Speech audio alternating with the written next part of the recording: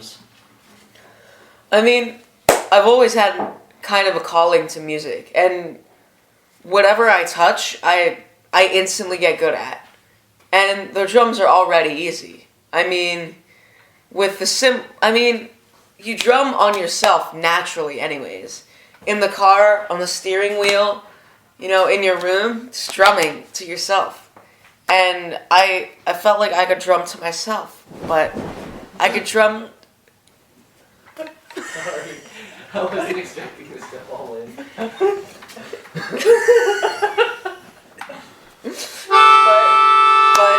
But I felt like I could drum to myself, to others. And that's why I decided to play the drums. Also, ladies really like the drums.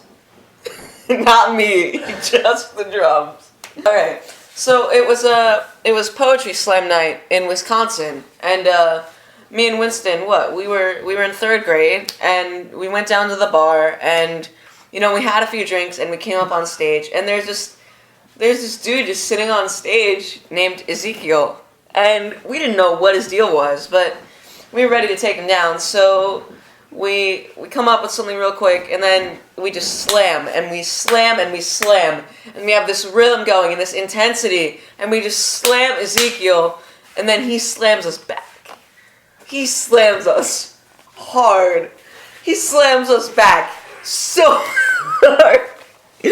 Ezekiel just gets up on that stage, and in front of the entire audience, just slams us back, and we didn't know what to do.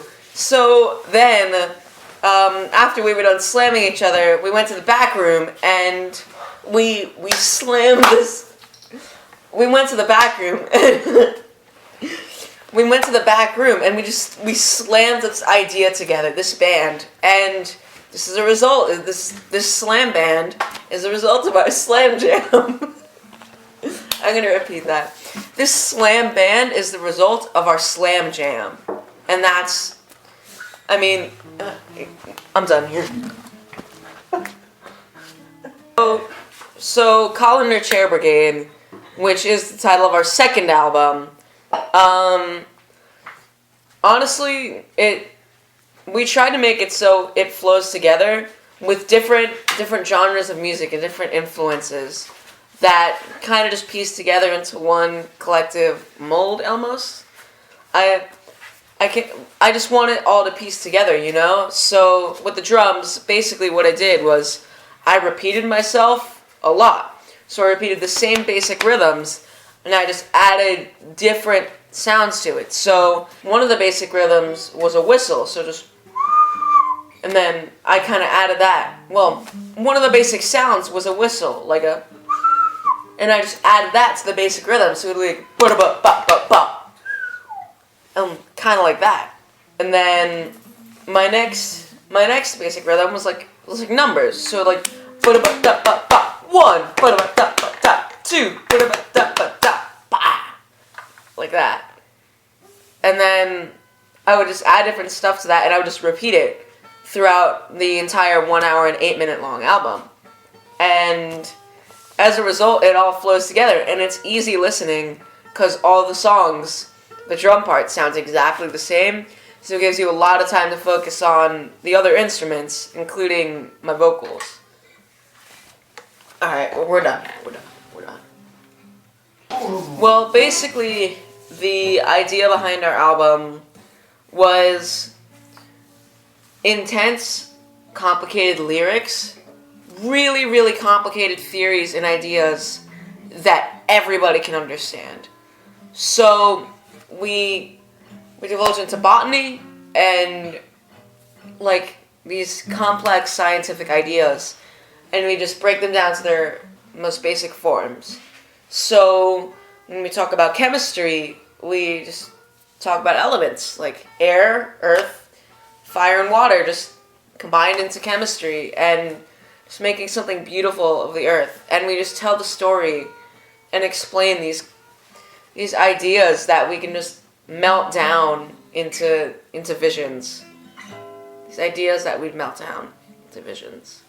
And really the whole album is just about, finding yourself and understanding Earth and the world and yourself and understanding your heart, and that's what matters. So the second album is what really pushed us off as, Colander Chair Brigade. And just, I think the music spoke to the people, and it gave them ideas about the earth and the world and their inner values. And I think that really spoke to the people, and as a result, we've just gained tens and tens of fans. And it's just been an incredible experience, honestly. And I mean, I wouldn't be here right now if it weren't for our fans and our audience. And I'm so grateful, and I'm so happy to be here. And Collective Raindrops, I think. I mean, we were on a boat when we wrote it, but I don't think that's going to be a very obvious message. And I think my favorite song was a Very Large Kiddie Pool, The Ocean. And, that song, just, the drum fills are fantastic. I mean, here's a little sampling.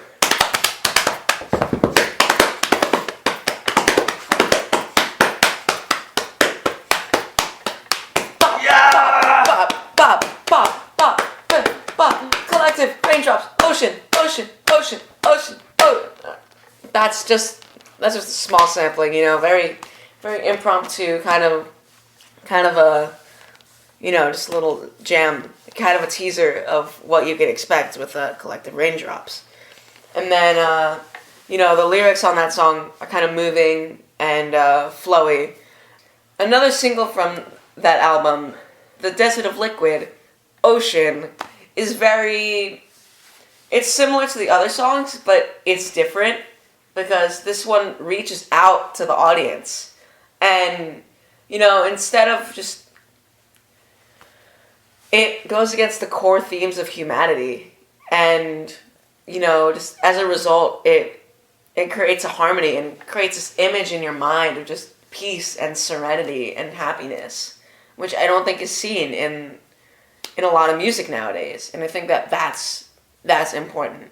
And that's what separates us from the other bands with tens and tens of fans. Alright, we're done. So, after Colander Chair Brigade released, and the successes of that, it was very difficult in Collective Raindrops, Ocean, to get a good feel of the direction we wanted the band to move in. The budget for the drums dropped, and instead of drums, we replaced it with, me and paint cans. So, for these songs, we used paint cans, and, I had to go through every single one and just shake out a little bit of paint. Just a little bit of paint, just had to shake it out to make sure they all sounded different and even, and just shaking out the paint was taxing, physically.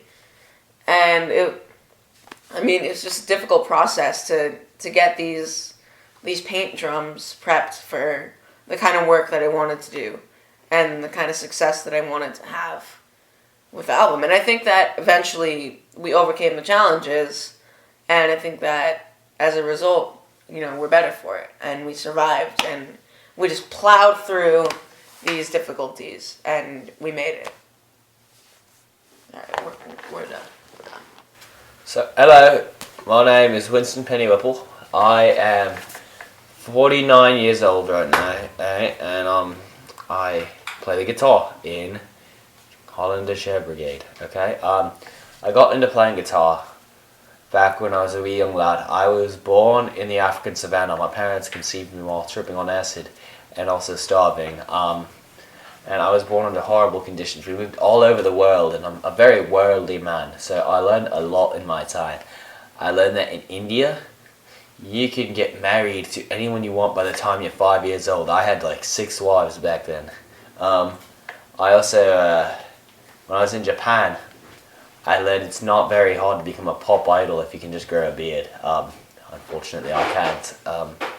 I have a deficiency in the beard department. But anyway, that's not why I started playing guitar. When I started playing guitar was to help me get through my day, because as I was born during an acid trip, I'm not a very marketable person. They say I'm missing a few brain cells. I don't see it, but I don't see very much because I keep my eyes closed because I'm sensitive to light.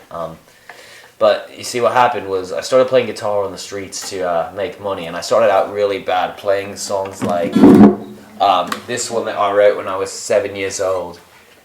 It's called Give Me Some Money. It goes, give me some money or I'll kill you. Give me some money or I'll kill you. I got arrested by the police in Amsterdam for that one. But after I got out of jail, I made a lot of money on the streets playing my new song called I'm in Love with Yoko Ono. It goes like this. I'm in love with Yoko Ono. She killed John Lennon, or did she? He's that guy from the Rolling Stones, right? I don't know, because I can't afford to actually buy their music. And people felt bad for me because I couldn't afford to buy the music of the Beatles, and they gave me money, and that's how I got to start playing guitar. Yeah. Alright then. So, I've been in a lot of bands, but only a few of them really stand out. I think the most popular one was my Mongolian folk band back when I was living in Mongolia. They were called Mongolian Folk Brigade. They were pretty crazy. We had a song called We're Going to Pillage Your Village, and it went a little something like this. It was called We're gonna pillage your village. My name is Genghis Khan. Yeah. And it was very popular with the kids at the time. Mongolia is an interesting place. We often got borscht thrown at us by our Russian neighbors when we played shows, but we were very popular within the Mongolian nation. My next band that really took off was when I was living in Canada. I was about 21. I was around college age, but I was in first grade. I didn't go to school. Remember, I was born in the savannah. So I was in first grade. I was 21 years old, and I joined this band called Sorry for the Syrup up in Canada. We were a pop-punk band. We sang about our emotions and girls, and it was a very rough time. I remember I was in a relationship with this girl named Kimberly.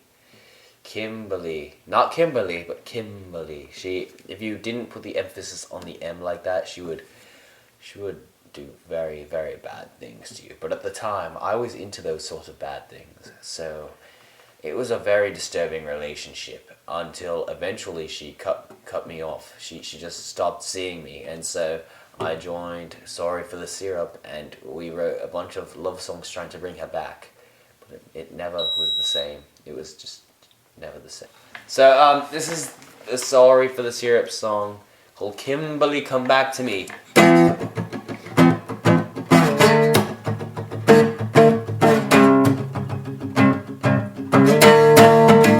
Oh, Kimberly, come back to me, or I'll kill myself.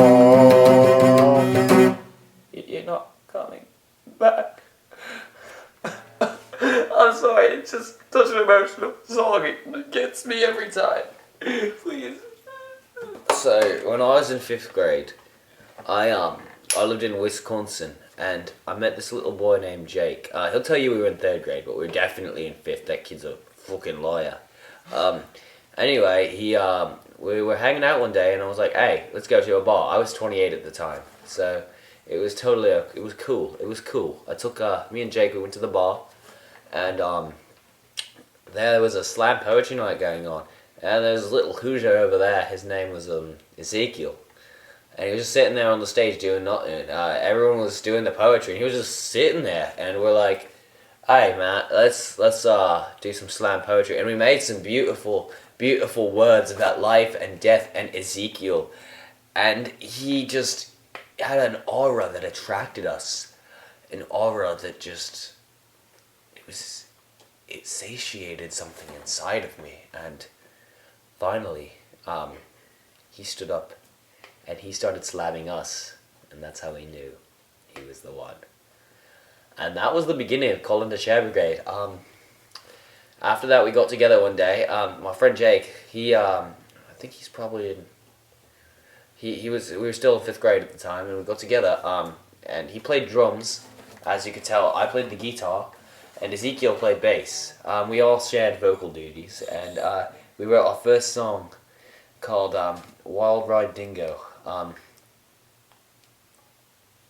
So let me play you a sample from Wild Ride Dingo.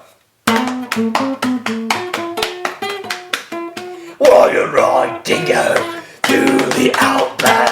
I want to ride you all day. Beautiful, 1, 2, and graceful. 1, 2, 3, 4. My arms.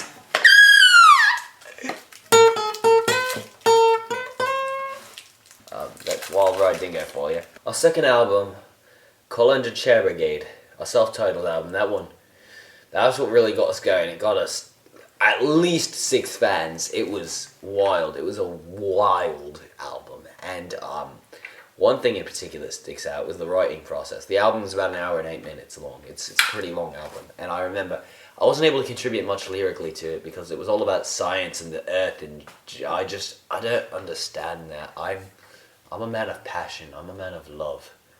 And within that 1 hour and 8 minute album, the band, they'd let me write a song about Kimberly. And it really stuck with me. It was an 8-minute epic Viking metal track. And it started out with a nice acoustical intro.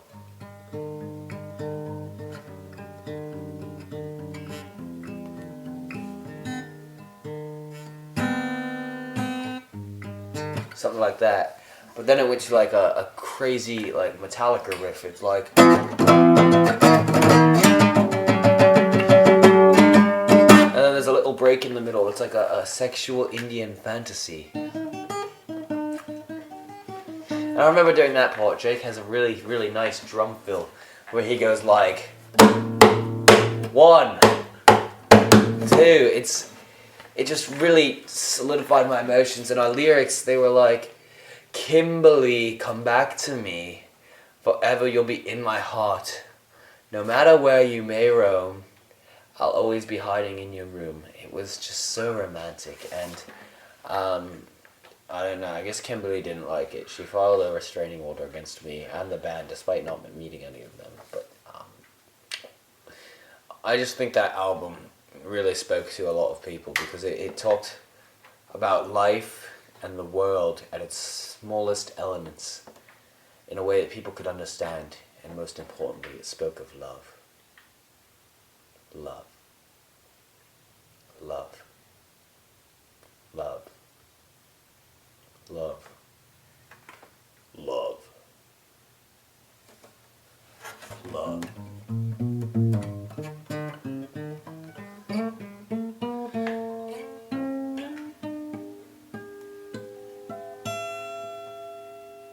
Love.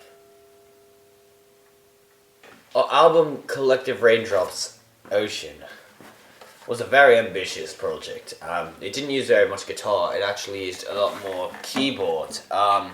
So it was something new for me. All the songs were about the ocean and life, and it just really harkened back to a simpler time. We couldn't afford a drum kit for that one because of budget cuts. So I performed a lot of the drum parts that weren't paint can related, including one beat from our song. What was it? A Desert of Liquid Ocean, I believe it went.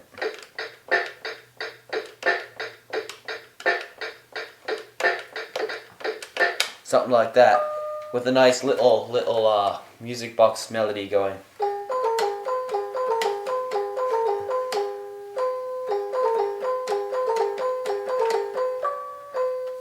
It was and it's just a song about how, like, if you look at life is like a waterfall.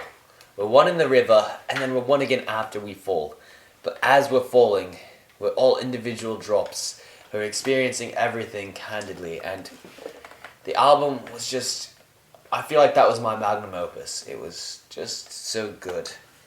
But there were lots of difficulties with it. Tensions began to rise in the band. Due to budget cuts, our drummer Jake kind of got shafted with his having to play paint cans. There was a lot of emotional and physical stress for him. So we had to actually enroll him in physical therapy. And this was when Ezekiel started to inflate a bit. We secretly, don't tell him, at the time we changed his name from Ezekiel to Ego Ezekiel on the credits for the album. That's how big his ego was.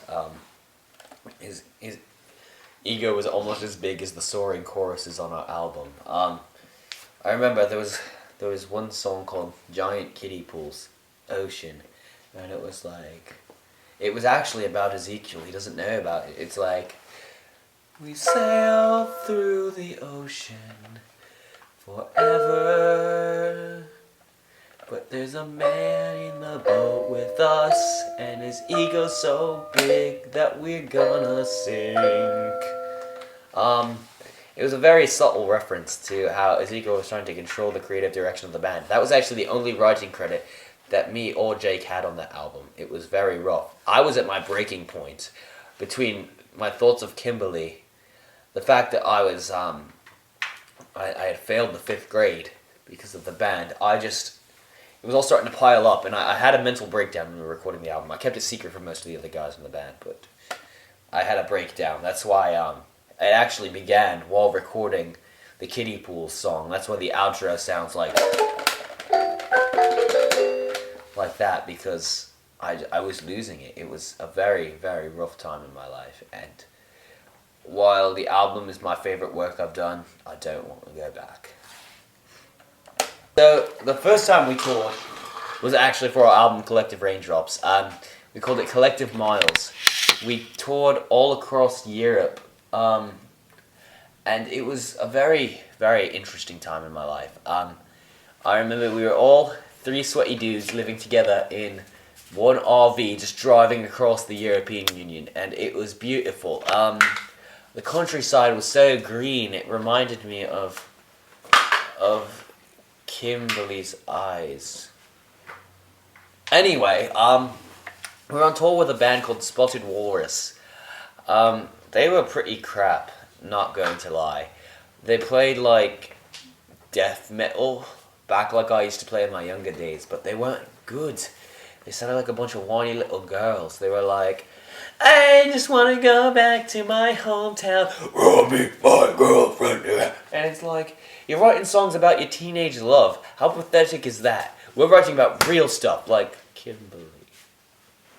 Anyway, this is where tensions began to rise. When we played in Belarus, there was a man with an accordion outside our venue, and he was talking about how he hated music by American musicians, and being from Wisconsin, we were considered American.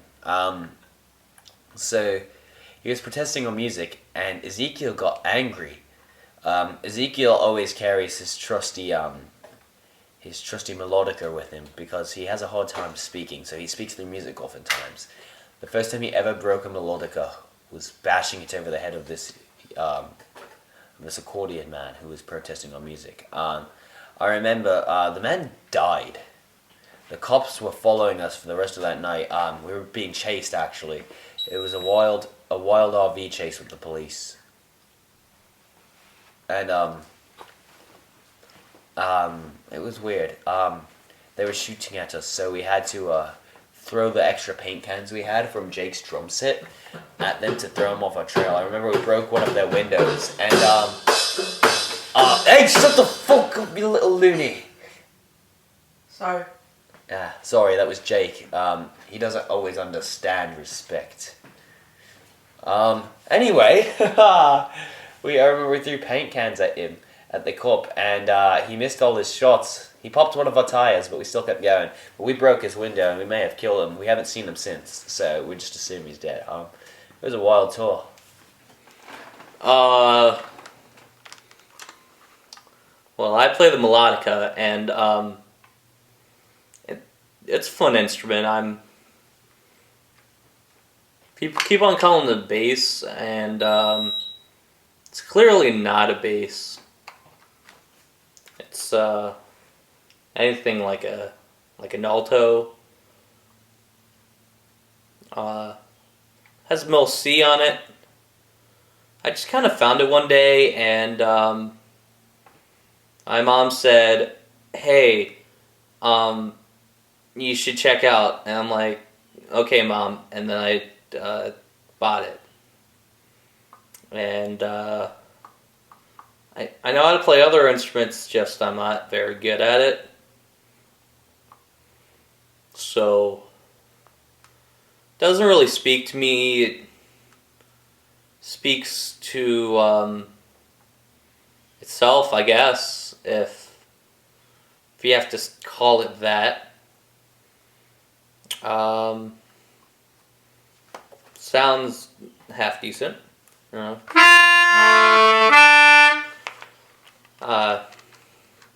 There's some songs you could play on it. There's some little bit of life they could play on it too. Yeah, that's and that leads me to how the band got together.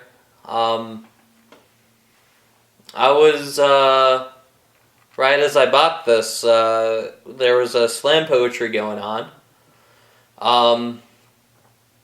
And I'd say we were about in 8th, 9th grade. I don't know, maybe somewhere around there. And I was just sitting on stage. There really wasn't anything going on. And two guys that happened to be the rest of the band, they just came on stage and they're like, "Hey, check out." They didn't really say anything. I just was assuming that it was some type of talent show, or so they joined in, and I was just sitting there. And that's how Colander Chair Brigade. They keep on saying stuff about slam. Slamming here, slamming there. Slamming in, slamming out. So yeah, that's how the band met. It's pretty sweet. So, our second album, our self-titled album, Colander Chair Brigade.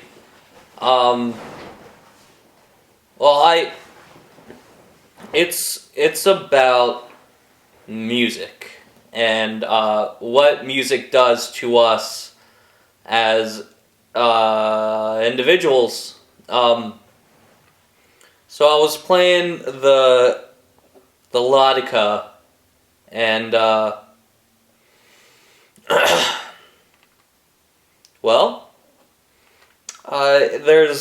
there's a song in there. I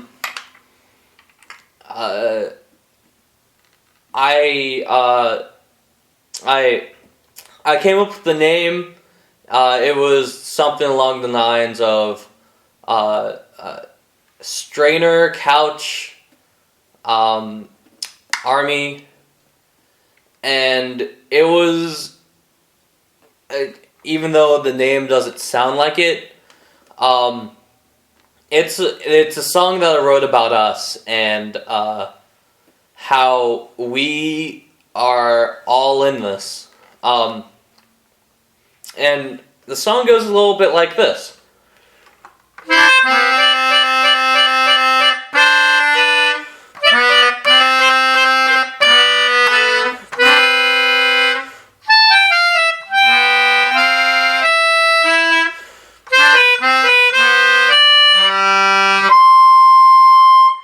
Oh, strainer couch.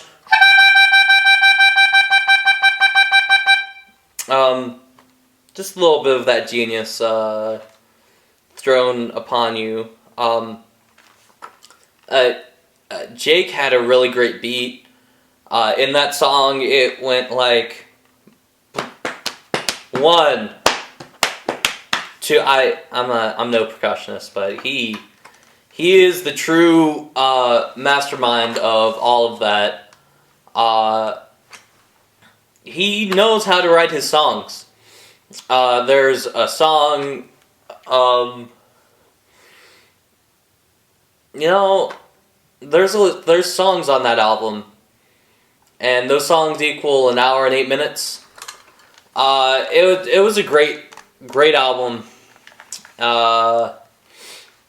and because of that album, we gained just tens and tens of fans, and I think that's when it started. That's the moment that defined us as Colander Chair Brigade. Our name was known, and something about that album made us whole.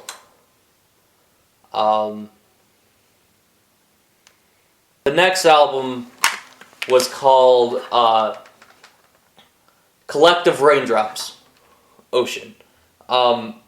And it was a great album. We had paint cans, and we had our own keyboard, and this was stuff that we've been wanting since day 3. And it was genius. Granted, it was a hard album. For example, the song Giant Kiddie Pool Ocean, it had a great beat. There was a nice guitar part, and it went something like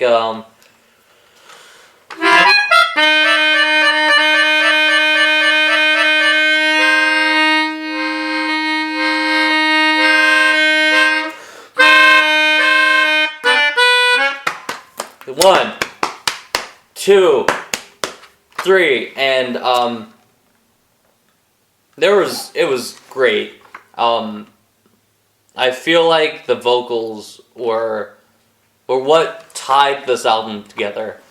I didn't have any difficulties with this album. I felt like this was my strongest album. I would just go around our ship, and I felt so good that I was like, hey guys, I could write this album all by myself, because I was so excited for it. And I feel like that's I feel like that was good. That was a good album with good morals.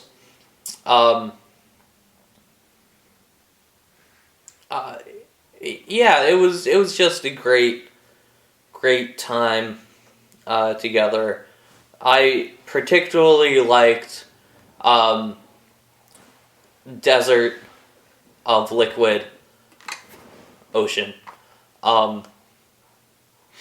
That song spoke to everyone out there about how life could be.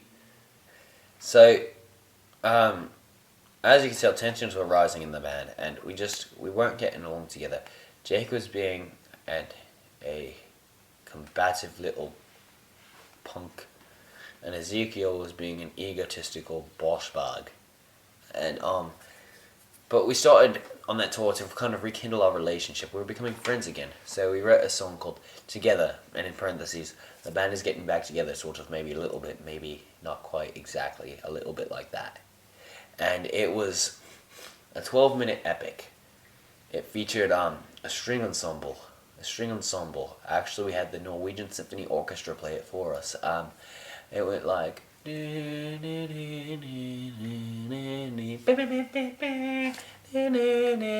boom, boom, boom, boom, boom, boom. And that was like the string ensemble intro, and it was We wrote that together. It was a full symphony. It was a full symphony, and we wrote it. And there was a synthesizer solo played by Hal Appleson from the band Nighttime Opera. They're from France. They're a very wild progressive rock band. He's a very, very good keyboardist. He played for us, and it was on a song, and it was just beautiful. It just showed the togetherness that we had finally achieved. We were finally at one with ourselves and with each other. But then, it happened. This is what happened. We were on a European tour, and after the Belarus fiasco, we were driving and we ended up in Romania. It was in Romania that we found a book.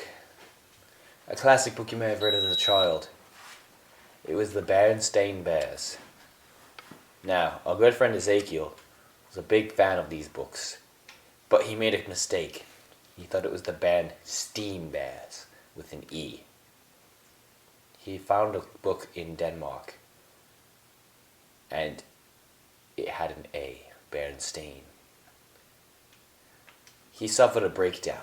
Now, remember before, I mentioned I had a breakdown during the recording of the album, but I'm not an egotistical tool, so I kept it to myself. Ezekiel, however, made his breakdown everyone else's problem. He became a source of negativity within the band, and the band couldn't take it anymore. Not only was Ezekiel breaking down, but Jake was breaking down physically, having to carry those heavy paint cans and play them every night. I was breaking down in every way possible. I got a call from Kimberly that night, the same night of the Bandstein incident. She told me she wanted me again. I told her to never speak to me again. And between all these tensions in all three of us, we just couldn't go on. So that night in Denmark, we called it quits. It's been 20 years since that's happened. I finally gotten over Kimberly, I think. And I finally passed the 5th grade. And I think now is the perfect time for a reunion of Colander Chair Brigade. The best band who ever lived. We're coming back! We're coming back! Reunion tour! We got the whole world In my butt, I got the whole world. In her head, he's got the whole world. In his hands, he's got the whole world in my hands.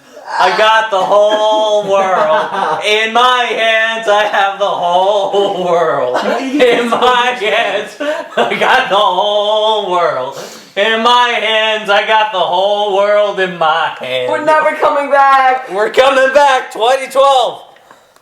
Cody, We're gonna get him this year. I refuse to believe 2012 is over until we catch Cody. I haven't caught him yet. Exactly. So that was a reenactment of when we first met each other, our slamming. Am I on camera? Kind of. Oh. You know what? No, let's just get another shot.